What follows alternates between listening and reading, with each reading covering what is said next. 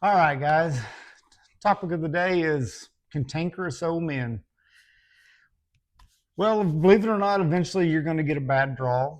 You're going to get a guy that's in a mood. Well, I'm going to try to help you get out of these situations. As a matter of fact, I'm going to help you not get into these situations.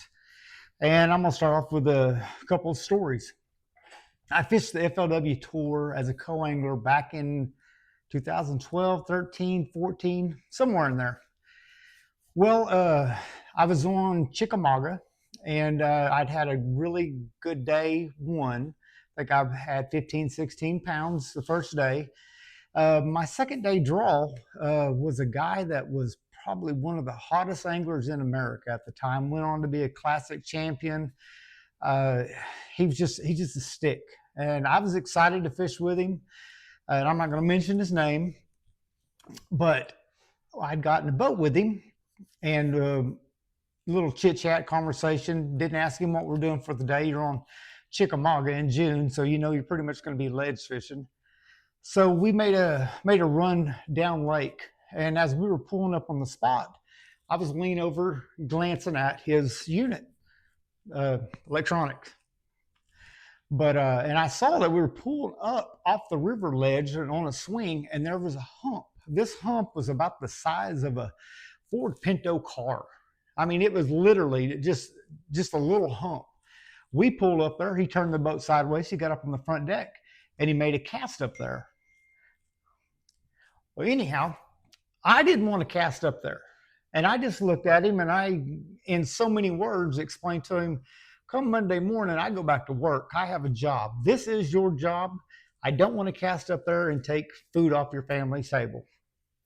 And he looked at me with shock and awe in his eyes. And he just told me, he said, "I appreciate that. If you want," he goes, "cast behind me. There's a shell bed over here that's got keepers on it." And he goes, "Catch all those you want." I said, "Seriously?" He said, "Yeah." And so I started I was throwing a Carolina rig over up in front of the boat, up in front of him. I was dragging through this shell bed. I ended up catching a small limit. You know, they're all keepers, but I mean, it's something I was glad to have.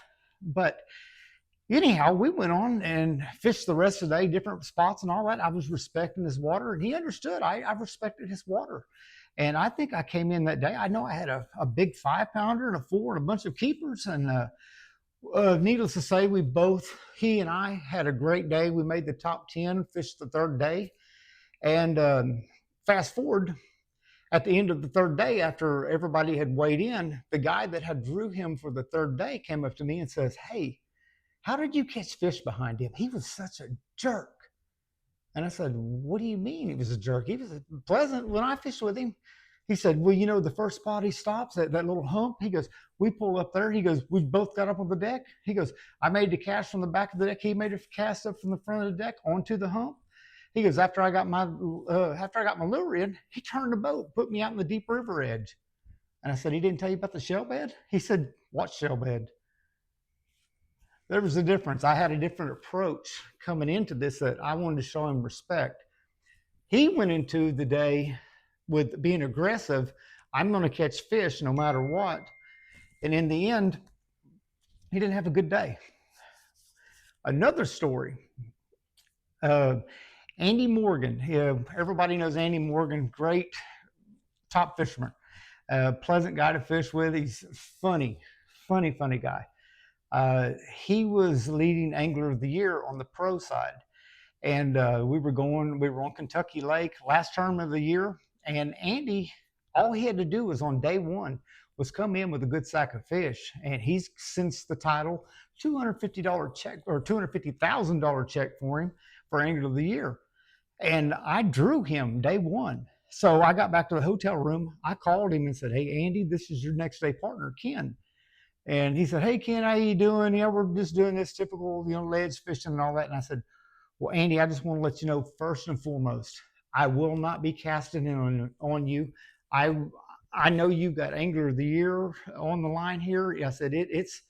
I said, "I go to work Monday. You can have the hold to yourself. I'll respect it."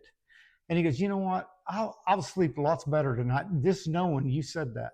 So I took a lot of ease off him. And anyhow, the next day when we went out, we pulled up on his first hole, and he made a cast up there, and I was just sitting there seeing where he was casting, so I didn't want to cast up there. As soon as the lure hit the bottom, he set the hook, and I was going for the net, and he said, no, no, no, no, no, throw in there, throw in there, throw in there. So I was like, what? So I picked up my football jig, threw in there, set the hook on one. We ended up pulling in a limit, and I looked at him, I was like, dude, you got Angler of the Year line. I can't be casting in there. And he goes, no, I want to keep them fired up. Well, the thing was, I showed him right off the bat, I'm respecting his water. Well, when you do that, they're more apt to be, hey, I want my guy to do good too.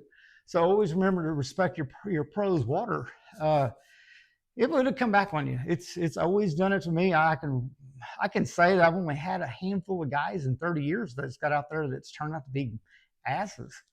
And if somebody does end up being cantankerous with you out there and rude, I mean, just kind of stay to yourself and respect their water and all that. But to continue, just look at them and ask the question, do I really bother you?